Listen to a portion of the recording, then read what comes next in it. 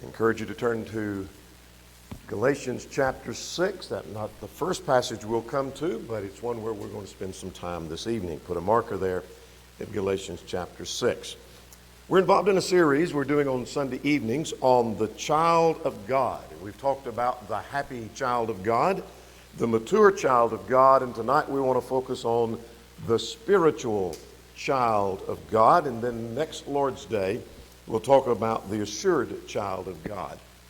And just a note about next Lord's Day, Michael Webb will be with us in the preacher training program. He'll start with us next week. He'll preach one of the times next week and be preaching one time each Sunday for the next year or so. And so we look forward to him, Andrea, being with us, and they'll be with us next Lord's Day. Let's talk about the spiritual child of God tonight. That phrase, the spiritual man or a spiritual person, surfaces in the writings of Paul. For example, in 1 Corinthians chapter 3, I said Galatians 6 would not be our first passage, so let's jump over to 1 Corinthians chapter 3, just to get a sampling of how this phrase, the spiritual person, surfaces in the writings of Paul. He was concerned about writing to them that he could not write unto them as unto spiritual people, but as unto carnal. We'll see that contrast a little bit later on in our study. But he was concerned that they were not the spiritual people they needed to be. And so he talks about those who are spiritual. Galatians 6 and verse 1, to which you have put a marker there, or a finger, you which are spiritual, restore such a one in the spirit of meekness. We'll come back and read all of that context here in just a moment. But the very fact that these two passages and others mentioned a spiritual person raises some questions. Just who is the spiritual person that he's discussing, for example, in Galatians 6 and verse 1? You who are spiritual implies some are not spiritual.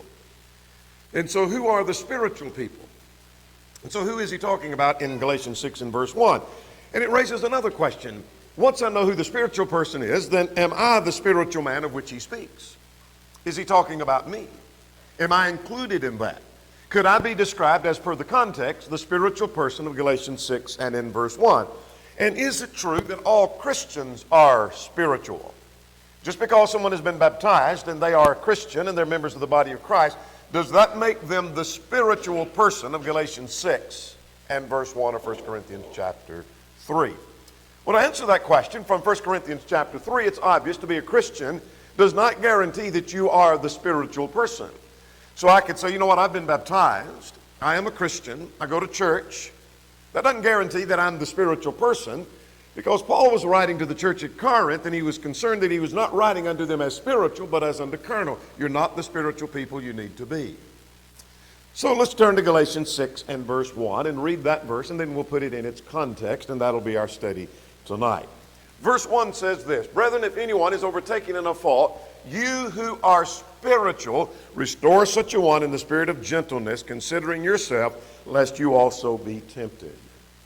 Let's talk about that spiritual person that's mentioned in Galatians 6 and in verse 1. Now, to understand who the spiritual person is, then we need to look at the context. So let's look at verses 1 through 10. There's more to the context than that, but that's where the focal point's going to be in verses 1 to 10. So let's start back with verse 1 and read verses 1 to 10 of Galatians chapter 6. Brethren, if any man is overtaken in a trespass, you who are spiritual, restore such a one in the spirit of gentleness, considering yourself, lest you also be tempted. Bear one another's burdens, and so fulfill the law of Christ. If anyone thinks himself to be something when he is nothing, he deceives himself. But let each one examine his own work, and then he'll have rejoicing in himself alone and not in another. For each one shall bear his own load. Let him who is taught in the word share in all good things with him who teaches. Be not deceived, God is not mocked. For whatever a man sows, that will he also reap. For he that sows to the flesh will of the flesh reap corruption, but he that sows of the Spirit will of the Spirit reap life everlasting. And let us not grow weary in doing good, for in due season we shall reap if we do not lose heart. Therefore, as we have opportunity, let us do good unto all, especially those who are of the household of faith. Now let's talk about this spiritual child of God, based on Galatians chapter 6 in the context of verse 1. Three things we're going to notice in our study tonight from this context. We're going to talk about the definition of the spiritual child of God, the importance of being a spiritual child of God, and the characteristics that are identified here in the context.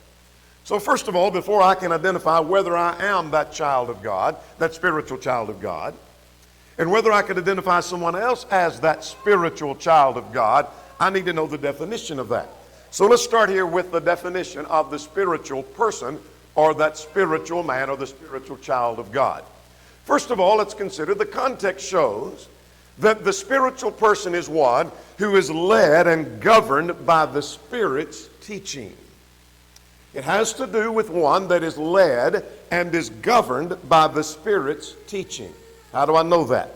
I know that from the context. We start in Galatians 6:1, but let's back up. The immediate verse preceding our text is Galatians chapter 5, beginning at verse 16 through verse 26. And I want you to notice several phrases. You might underline these in the context as I have them on the screen before you. Notice that he says at verse 16, but I say, walk in the Spirit. Now, we're not going to read every verse, every word of these verses. I want to notice these key phrases. So here in Galatians chapter 5, just before, now verse 26, when it lops off, the next verse is, if anyone is overtaken in a trespass, you who are spiritual. What's he talking about? He's just told us. Immediately before that, what has he just said? Well, look at verse 16. If you walk in the Spirit, then you shall not fulfill the lust of the flesh. What does it mean to walk in the Spirit? Could you say, I'm walking in the Spirit? What does that mean? It means I'm walking by the direction of the Spirit. The Spirit operates through the Word, Ephesians 3:17. So as I'm walking in the Spirit, I am that spiritual person because I'm being led by and guided by the Spirit's teaching. All right, let's go further. Look at verse 18. But if you're led by the Spirit, that must be the same thing as walking in the Spirit. You're not under the law. Now, being led by the Spirit, we could say if you are under the gospel, you're not under the law. But when you're under the gospel, you're being led by the directions of the Spirit. So if you're led by the Spirit, you might underline that phrase. Drop down now to verse 22. In contrast to the works of the flesh, he talks about the fruit of the Spirit. But the fruit of the Spirit is love. That is, if I'm walking in the Spirit and being led by the Spirit, here is the fruit that comes from following the teaching and the direction of the Spirit. Now let's go further. Look at verse 25. If we live in the Spirit, let us also walk in the Spirit. Now notice those phrases of walking in the Spirit, led by the Spirit, fruit of the Spirit, live in the Spirit, and walking in the Spirit. Then he says in the very next verse, ye who are spiritual, restore such a one. Paul, what do you mean by those who are spiritual? Talking about those who are willing to be led by the Spirit, who are following and developing the fruits of the Spirit, who are walking in the Spirit, being led by the teaching and the writing of the Holy Spirit. Now let's give further evidence of that by looking at Romans chapter 8. Romans 8 is another one of those passages where this phrase, the spiritual man, surfaces in the writings of Paul. We've noticed 1 Corinthians. We've noted Galatians. Let's go this time to the book of Romans, chapter 8, and in verse 6. For to be carnally minded is death, but to be spiritually minded is life and peace. And we'll come back to that contrast in a moment, but I want you to notice he talks about one who is spiritually minded in this context. Now drop down to verse 14 of Romans chapter 8. In the context of being spiritually minded, at verse 14, as many as are led by the Spirit of God, they are the sons of God. And that's also in the context of verse 16, that the Spirit of God bears witness with our spirit. How does the Spirit bear witness? Through the revelation. So I'm learning from this that one who is led by the revelation of the Spirit is one who is a spiritually minded person, who is that spiritual man. Thayer defines this word spiritual in our text in Galatians 6 as belonging to the divine Spirit, or in reference to persons, which this text is. It is one who is filled with and governed by the Spirit of God. So if you are filled with, how are you filled? With the revelation that the Spirit gives through the revelation of God, through the Word. As I am filled with the Spirit and I'm led by the Spirit, then I am that spiritual person. Still defining now the idea or the definition, or giving the definition of the spiritual man. It's one who is led and governed by the Spirit's teaching. But it's put in several passages in contrast to carnality. While you're open to Romans chapter 8, keep your finger there, and let's turn to verse 6 again, and notice this contrast between one who is spiritual and one who is carnal. It's the contrast to carnality. Verse 6, for to be carnally minded is death, but, here's a contrast, to be spiritually minded is life and peace. So what is the idea of a carnal mind? A carnal mind is following a system of thought that views life with self at the center. There is not an emphasis on spiritual things. There is not an emphasis on God. There is not an emphasis on the revelation of God, but self becomes the center, living life to fulfill the lust and the desires of the flesh, whatever I want, living as I want to live. That's the idea of the carnal mind. Now let's notice another passage in Ephesians chapter 2 and in verse 3. We're just trying to get some definitions in our mind. Ephesians chapter 2 and in verse 3, Paul talks about how the heathen world, that is the pagan world, lived before they become children of God, among whom also we once conducted ourselves in the lust of our flesh. That's the carnal mind. Fulfilling the desires of the flesh and of the mind. That describes the carnal man, the carnal mind. So it is in contrast to carnality. The spiritual man is not carnal. The carnal man is not spiritual. But let's even go further. Let's consider the fact that it follows, that is, the spiritual mind follows a system of thought that views life with God and God's will being at the center of life. What a contrast to carnality. So you say, who is the spiritual man? The spiritual man, the spiritual child of God, views life with God and the revelation of God being at the center of his life. Here are passages we're familiar with. Matthew 6 and verse 33. Seek ye first the kingdom of God. Seek first for God to rule in your heart. More than anything else, above anything else, for God to rule and govern your life. Now that would be parallel to being led by the Spirit, wouldn't it? For God to rule in your life. Let's turn to Matthew chapter 22. Here's a parallel account to the things that we talked about this morning from Mark chapter 12, when Jesus was asked concerning the greatest commandment. Can you tell me what is the greatest commandment? We looked at Mark's account. Let's look at Matthew's account, where Jesus answered saying, you shall love the Lord your God with all of your heart and all of your soul and all of your mind. This is the first and the greatest commandment. And then he says, the second was like unto it, loving your neighbor as yourself, and on this hang all the law and the prophets. What's the point here? The point is, viewing God and his will at the center of life, you love God with all your heart, all your soul, and all your strength, and everything else will take care of itself. Hebrews chapter 13 and in verse 14 should summarize the life of a spiritual man, the spiritual child of God. And that is, he's got his mind not set on this world, but he's got his mind set on things that are in the future, that is eternity. For here have we no continuing city, but we seek one to come. The spiritual man is so devoted to God that nothing takes precedence over that. That's first, that's foremost, that's the priority of his or her life. But now let's talk about the importance of that. I now know what it means to be a spiritual child of God. And now I can answer the question of whether or not I am the spiritual child of God. Am I being led by the Spirit of God? Do I have God at the center and the core of my life? Or serving self is at the center and the core of my life? Am I a carnal man? Then I'm not spiritual. But what's the importance of being a spiritual child of God? Let's go back to the context now of Galatians chapter 6. I want you to see that it's not just that it makes you more of a devoted person. In other words, you don't have a real good child of God here, but he's not really spiritually minded, but he's still a good child of God. But then you have some that are a little more devoted, and they are the spiritual child of God. That's not the point of Galatians chapter 6. What Galatians 6 is going to show me, that it has everything to do with eternity. If you're not a spiritual child of God, then you need to be fearful about eternity. How so? Well, let's see Galatians chapter 6. Same context, same passage, that is just defined for us now who the spiritual child of God is. Now let's see what he says in the context in verses 7 and 8. In verse 7 he said, be not deceived, God is not mocked. Does it mean God is not mocked? You can't fool God. See, you can fool man. You see, I could pretend to be a spiritual-minded person, and you think I'm a spiritually minded person. You think I'm a spiritual child of God, and I fooled you. You could fool me. But we can't fool God. That's what he means, that God is not mocked. Here's why we say God is not mocked. For whatever a man sows, that will he also reap. He that sows to the flesh, not the spiritual man, will of the flesh reap corruption, but he that sows to the Spirit, the spiritual man, will of the Spirit reap life everlasting. Let us not grow weary in doing good, for in due season we shall reap if we do not lose heart.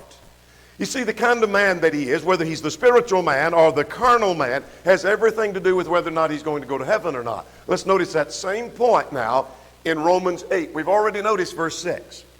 So let's go back to the 8th chapter of the book of Romans, where we saw the spiritually minded person who is led by the Spirit, verse 14.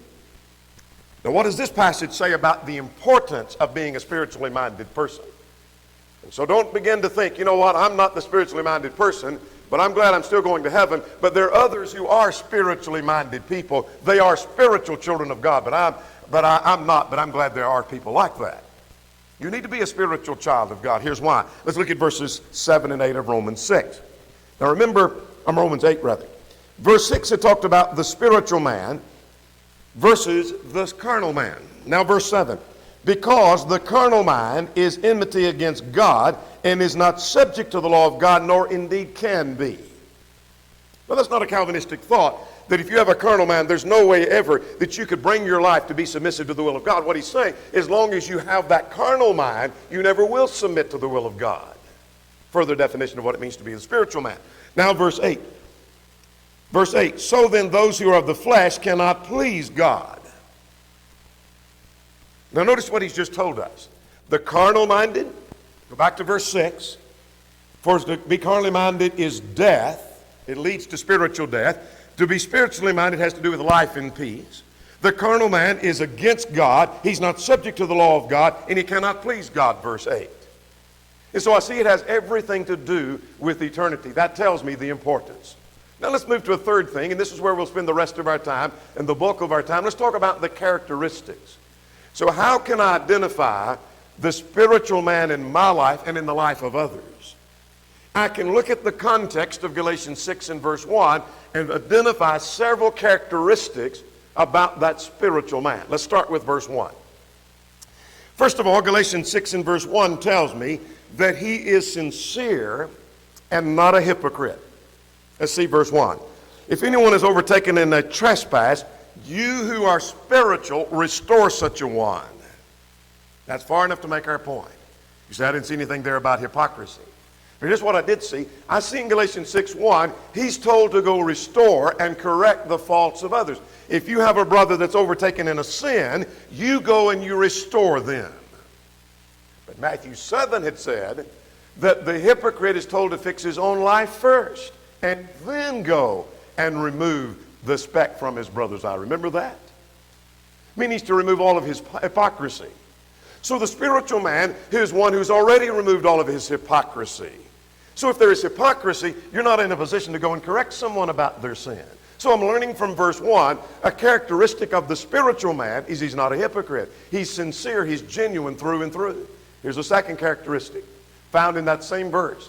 He has concern for souls. The spiritual child of God has concern for souls. Look at verse 1. Anyone is overtaken in a trespass, you who are spiritual, restore such a one in the spirit of gentleness, considering yourself, lest you also be tempted. He's concerned for souls because he understands the consequence of sin.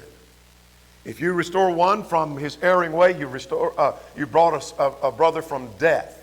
You saved a soul from death, James chapter 5, 19 and 20. So he understands the consequence of sin. He doesn't look at his brother or his sister who's in sin and say, you know what, they're not living like they should, but it's not a big deal. He understands the consequence of sin.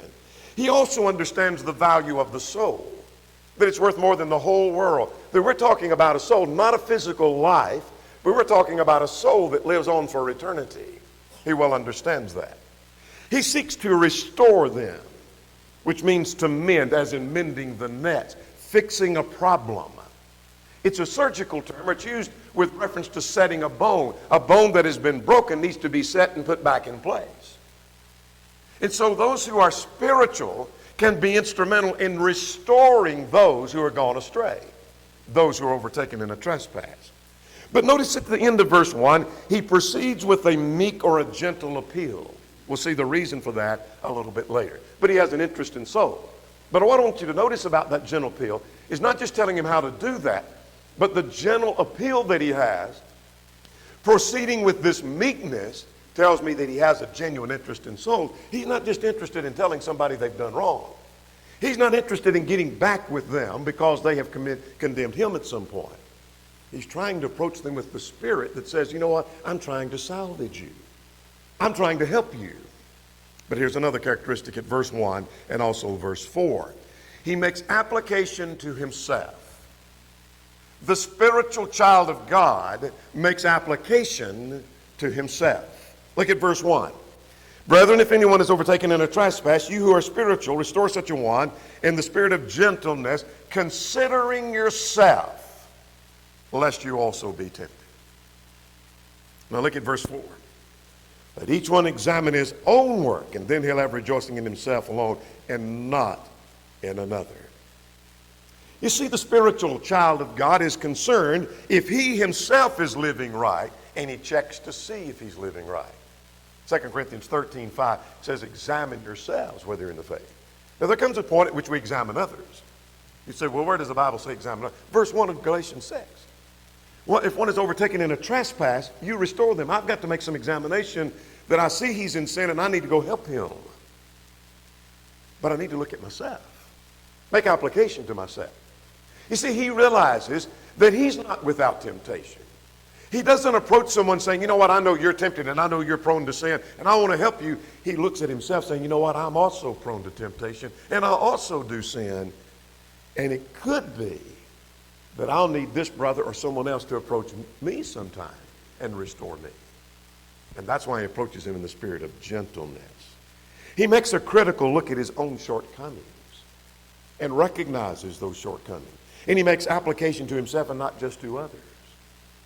Quite often when we hear a Bible lesson or we read a Bible text or we read an article somewhere, we think immediately about someone that we know that needs that before we think about application to ourselves. We as preachers sometimes are the worst at doing that. We see something, man, I need to preach on this because I know somebody that needs this lesson when maybe it's me that needs it more than anyone else. And so the spiritual person, the spiritual child of God makes application to himself. Here's another characteristic found here in our text at verse 2. And that is he bears others' burdens. Now verse 2 says, bear one another's burdens and so fulfill the law of Christ. Immediately in the context of one being overtaken in a trespass. But perhaps it includes more. But he doesn't think, you know what, that's his problem. He's got a problem with sin. He got himself into that problem. I didn't get him there. Let him bear the consequence. Let him deal with that. I'm not interested in helping him. That's not his attitude. He bears another's burden. He does more than tolerate someone else. He does more than tolerate their problems. He does more than tolerate the pain of having to deal with that, but he bears with and he helps carry the load of that. You see, he seeks to shoulder and carry part of the load for them. And what can I do to help you? What can I help you do to get on your feet? What can I help you do to be restored? What can I help you do to lighten your load and your burden and make your life easier? Here's another characteristic of the spiritual child of God. Look at verse 3. He's humble. Now, verse 3 doesn't mention the word humble, but notice what it does say. Verse 3 says, if anyone thinks of himself to be something when he is nothing, he deceives himself. He does not think of himself more than what he is. We often talk about humility from the vantage point of our abilities. So don't think of yourself as having greater abilities than someone else. Don't think of yourself as more important than someone else. And perhaps that's included here, but immediately the context, I think he's talking about his own view of spirituality.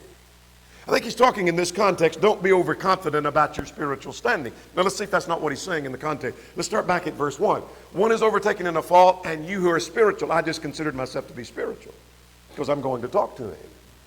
And I'm to help him bear his burdens. And don't think yourself to be something when you're nothing.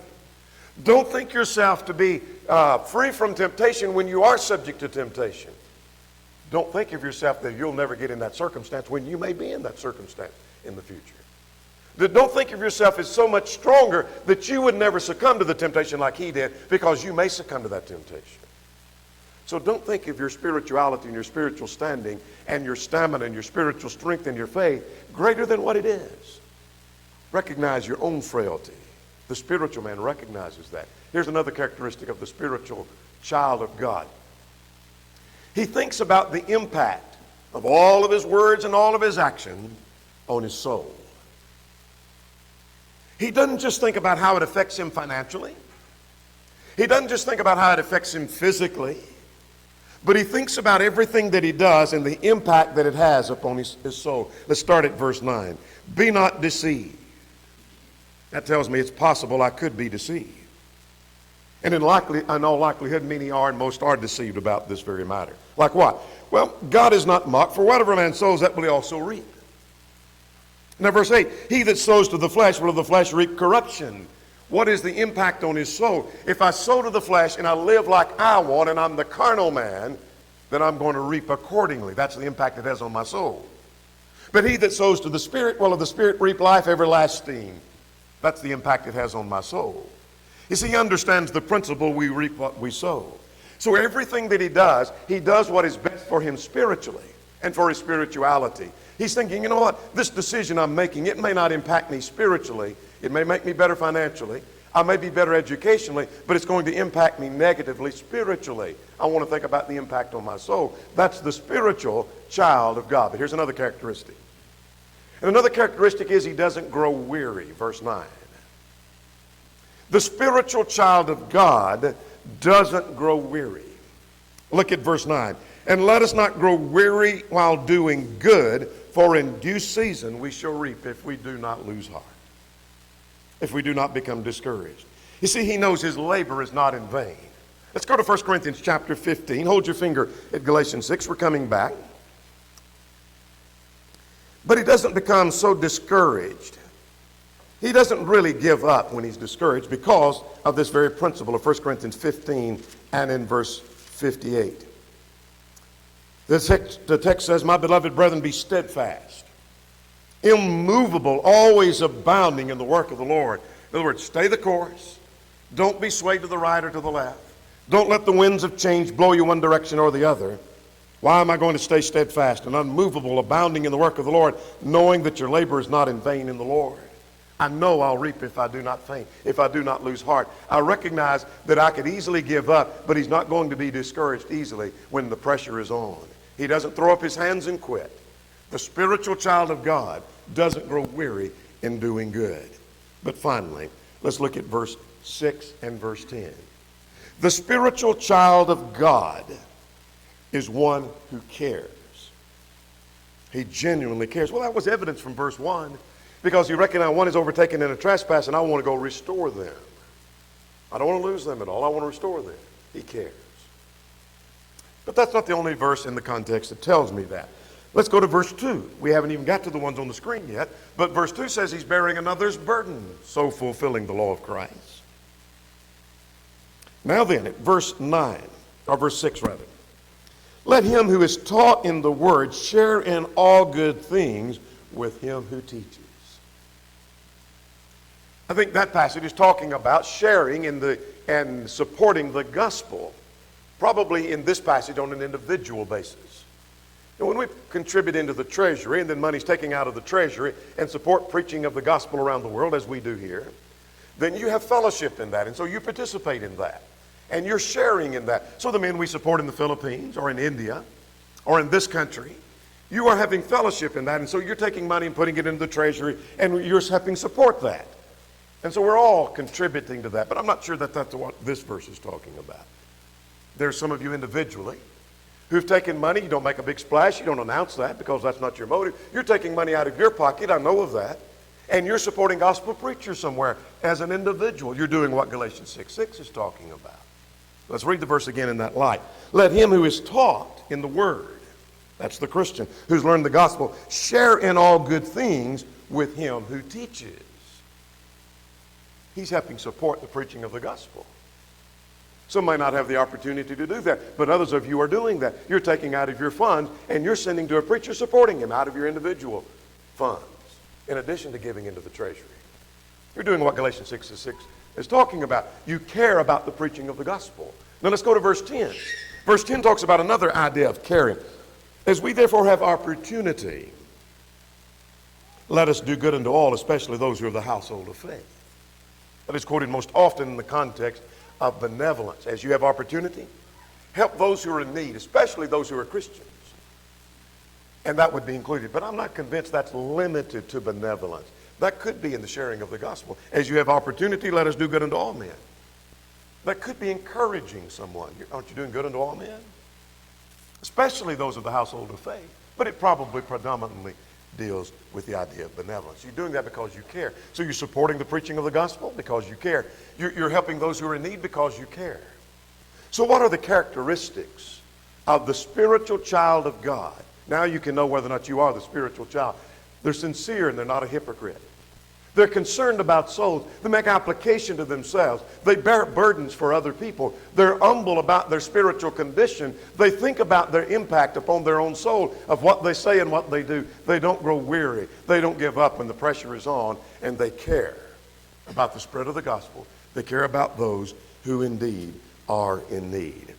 The spiritual child of God. We've seen the definition, the importance, and the characteristics all confined in the context of Galatians chapter 6.